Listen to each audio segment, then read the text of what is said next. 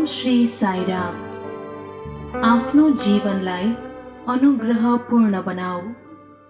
सम्पूर्ण संसार हरिमय छ, हरि सर्वव्यापी छन्, यसमा कुनै दुविधा छैन। संसारभरि जहाँ हेरे पनि हरि बिना केही छैन। विश्वासले पूजा गरे एउटा ढुङ्गा पनि नारायणमा परिणत हुन्छन्। विश्वास बिना त्यो माटोमा एउटा ढुङ्गा मात्रै भेटिन्छ।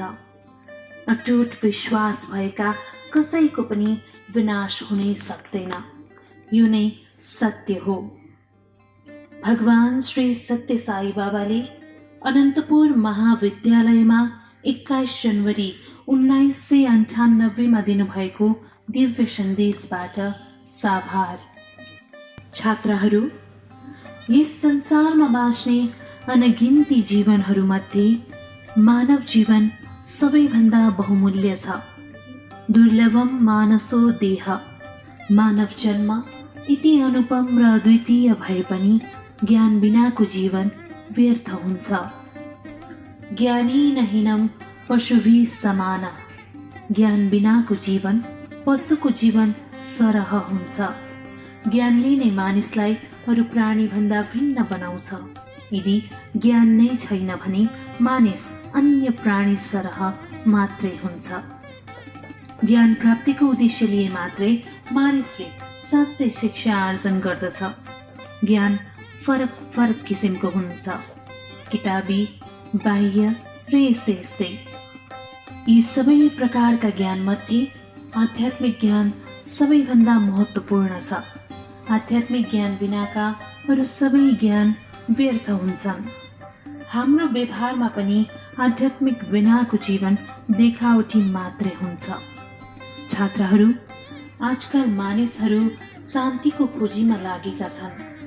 यसमा शान्ति छ र यता शान्ति छ भन्ने खालका यति धेरै दाबीका बावजुद पनि के शान्ति भने जसरी प्राप्त भएको छ त? मनको शान्ति बिना कुनै आराम छैन। मानिसको चिन्ताको कारण के हो? कुविचार अनि असीमित र व्यर्थ चाहनाहरू। यी चाहनाहरू नै व्याकुलता र पश्चातापका कारण हुन्। समभावको विकास गर। ईर्ष्या नै असन्तुष्टिको मूल कारण हो। मानिसहरू आफूभन्दा उच्चतम तहमा भएकाहरूलाई ईर्ष्याको दृष्टिकोणले हेरेर बिना कारण आफैले आफ्नो स्वास्थ्य र शान्ति दुवै नष्ट पार्छन्। आजकल चारैतिर ईर्ष्या व्याप्त छ। हरेक व्यक्तिले आफूमा ईर्ष्या उत्पन्न हुन्छ कि भनेर होसियारी अपनाउनु आवश्यक छ। आफूभन्दा माथिल्लो ओहदामा रहेका, आफूभन्दा बढी बुद्धि भएका, आफूभन्दा सुन्दर जस्तासँग विभिन्न परिस्थितिमा ईर्ष्याको भावना उत्पन्न हुन सक्छ। आफूले नै आफ्नो व्यवहारमा निगरानी नराखेसम्म ईर्ष्यापूर्ण मानसिकताको अन्त्य हुँदैन। यस्तो ईर्ष्यालु विचारलाई कसरी रोक्ने? ईर्ष्या गर्ने प्रवृत्तिका मानिसहरूले आफू माथिकालाई मात्र हेर्छन्, तर आफूभन्दा तलकाहरूलाई हेर्ने बानी बसाल्यो भने मात्रै सत्य थाहा हुन्छ। यसको तात्पर्य समदृष्टिको भाव विकास गर्नु हो। छात्रहरू, मानवताभित्र निहित देवत्वलाई सही परिप्रेक्ष्यमा बुझ्न आवश्यक छ। यो सम्पूर्ण विश्व प्रकृतिमा हुने 5 आधारभूत तत्त्वको समीकरण हो भने हाम्रो शरीर यही संसारको प्रतिलिपि हो। यी 5 तत्त्व पृथ्वी, जल, अग्नि, वायु र आकाश नै हामीले मेरो भन्ने शरीरका आधारभूत तत्त्वहरू हुन्। छालाले पृथ्वीको प्रतिनिधित्व गर्छ। दोस्रो पानी वा तरल पदार्थ हो। तेस्रो तत्त्व अग्नि हो। अग्निको दायित्व पचाउने तथा वितरण गर्ने हो। चौथो वायु हो। वायुले प्राण थान्छ। अन्तिम तत्त्व आकाश हो र यी सम्पूर्ण कर्महरू गर्ने स्थान पनि यही हो। तर यी 5 आधारभूत तत्त्वहरू सत्व, रज र तमो गुणसँग विभिन्न मात्रामा आबद्ध भएर एक्लै वा मिश्रित रूपमा हाम्रा आचरणहरूका लागि जिम्मेवार हुन्छन्। त्यसकारण असल वा खराब जे भए पनि यी दुवै हामीबाट नै उत्पन्न हुन्छन् भन्न सकिन्छ। मानिसले आफ्नो बुद्धिको प्रयोग गरेर त्यो सत्यलाई बुझ्ने प्रयत्न गर्नुपर्छ र आसुरी प्रवृत्तिका ठाउँमा दैवी सिद्धान्तको प्रवर्धन गर्न सक्नुपर्दछ। हाम्रो विचार, बोली र कर्ममा सामञ्जस्यता ल्याएमा मात्रै त्यो सम्भव छ। यी तीनै कुरा शुद्ध बनाउन सके त्रिकरण शुद्धि हुन्छ। हामीले आफूलाई आध्यात्मिक रूपमा माथि उठाउन वा जागरुक बनाउन यी तीन कुराको शुद्धिकरण गर्नुपर्छ भन्ने कुरा वेदमा उल्लेख छ। यी तीनै कुराले मानिसलाई धर्मी वा अधर्मी प्रवृत्तिका बनाउँछन्। जब विचार, बोली र कर्म अपवित्रताबाट मुक्त हुन्छन् तब मात्र हामीले आनन्द, सुख अनि शान्ति प्राप्त गरेर देवत्वसँग साक्षात्कार गर्न सक्छौँ। वेद, उपनिषद र अरू विभिन्न धर्मशास्त्रहरूले विस्तृत रूपमा यी त्रिकरणका बारेमा वर्णन गरेका छन्। हाम्रो शरीरका अङ्गहरूलाई काराम भनिन्छ। यी अङ्गहरूले नै असल वा खराब कर्म गर्छन्। वेदमा उल्लेखित कर्मकाण्डले मानिसलाई असल र पवित्र कर्म गर्न निर्देशन दिन्छ। त्यसैगरी वेदको ज्ञान र उपासना काण्डले ज्ञान र भक्तिको पाठ सिकाउँछन्। वेदका यी तीन काण्ड कर्म, ज्ञान र भक्तिलाई साधनका रूपमा प्रयोग गरेर मानिसले आफूलाई मानव जन्मकै उच्च अहुदामा पुर्याउन सक्छ। सबैभन्दा पहिले हाम्रा हातहरूले असल कर्म गर्नुपर्छ। यो नै वेदमा उल्लेखित कर्मकाण्डको सार हो। दोस्रो जिब्रो हो, जसको प्रयोगले हामी ईश्वरको नाम लिन्छौँ। त्यसैकारण जिब्रोले उपासना काण्डको प्रतिनिधित्व गर्छ। हामीले बोल्ने शब्द सत्य हुनुपर्छ। सत्यले मात्रै वास्तविक विजय प्राप्त गर्छ। सत्यभन्दा ठुलो धर्म अरू केही छैन। बलिराजाले आफ्ना गुरुलाई भने, आफूले प्रतिज्ञा गरेपछि फेरि पछि हट्नु जस्तो ठुलो कुनै पाप छ र? हामीले बोल्दा हाम्रा शब्दहरू नकारात्मक भावना, ईर्ष्या वा आवेशले उत्प्रोत हुनु हुँदैन। हामीले सधैँ प्रिय, मृदु र नरम भाषाको प्रयोग गरेर बोल्नुपर्छ। कुराकानी छोटो हुनुपर्छ।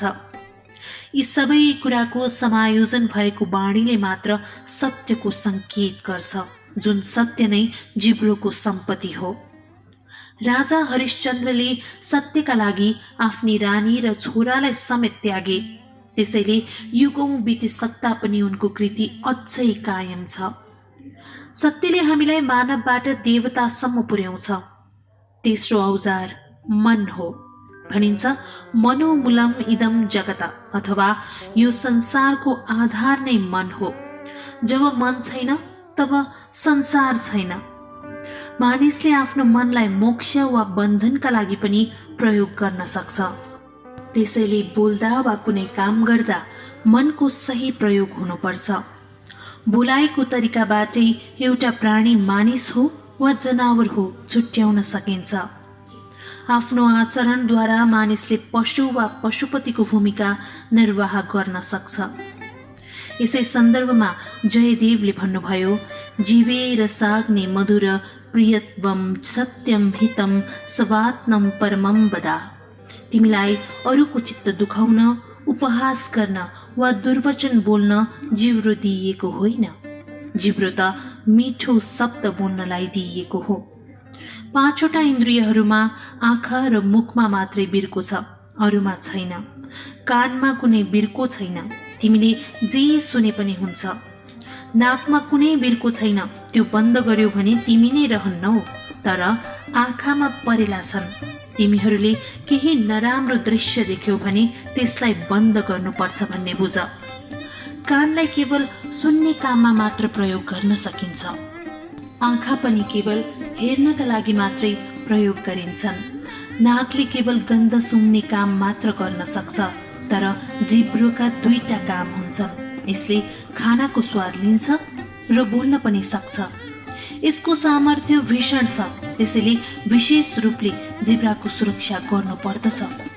यदि खुट्टा चिप्लियो भने त्यसको असर त्यति हुँदैन, तर बोल्दा जिब्रो चिप्लियो भने त्यसको असर भयानक हुन सक्छ। यदि खुट्टा चिप्लियो भने चिप्लिने व्यक्तिलाई मात्र असर गर्छ, त्यसलाई चिकित्सकले ठिक पार्न सक्छन्।